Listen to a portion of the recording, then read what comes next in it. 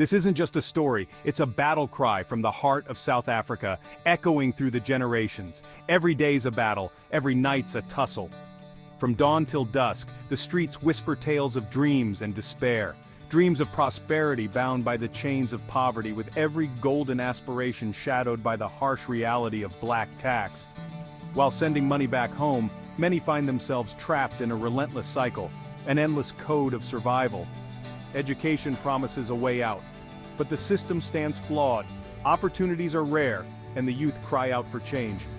Yet there's hope, fiery eyes and hearts blazing with the spirit of change. From the corner streets where apartheid once whispered, to the brave voices that now shout for justice, unity, and a brighter tomorrow. We're not just fighting for today, we're shaping the future. A future where the chains of the past no longer bind the potential of tomorrow. South African youth, resilient and unyielding, are the architects of their fate, breaking free from the chains of the game. Together, we rise.